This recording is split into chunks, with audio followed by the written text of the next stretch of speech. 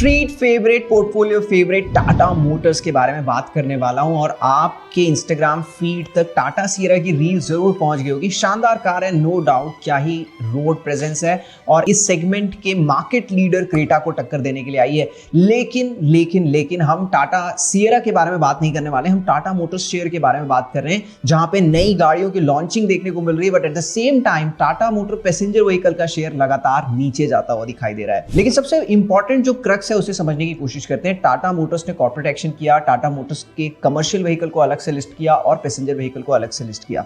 Tata Motors passenger vehicle का जो stock analysis है वो अगले रील में करेंगे, लेकिन टाटा मोटर्स कमर्शियल व्हीकल, इस पर्टिकुलर स्टॉक को आप अपने पोर्टफोलियो में ऐड अगर नहीं किए हैं तो आपको दोबारा सोचना चाहिए। रीजन मैं बताता हूं क्यों। अगर हम ट्रकिंग बिजनेस की बात करें तो लगभग 30 to 35% का मार्केट शेयर टाटा मोटर्स के पास में ही है।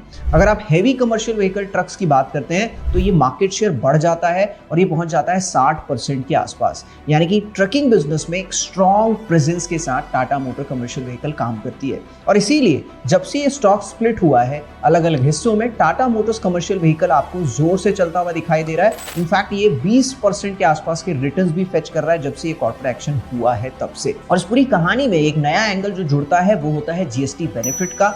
जितनी महंगी चीज उतना राहत मिला लोगों को, और ट्रक तो आपको ही पता है कि इसकी क्या कॉस्टिंग होती है और उसी तरीके से जीएसटी बेनिफिट्स यहाँ पर मिलेगा जो सेल्स को इस पर्टिकुलर ईयर में इंप्रूव करते हुए दिखाई दे सकता है। और यही वो कारण है कि टाटा मोटर्स पैसेंजर व्हीकल का शेयर नीचे जा रहा है, लेकिन टाटा मोटर्स कमर्शियल व्हीकल का शेयर बढ़िया परफॉर्म करता हुआ दिखाई दे रहा है। अगले रील में टाटा मोटर्स पैसेंजर व्हीकल को भी डिकोड करेंगे, फॉलो करना बिल्कुल मत भूलिएगा।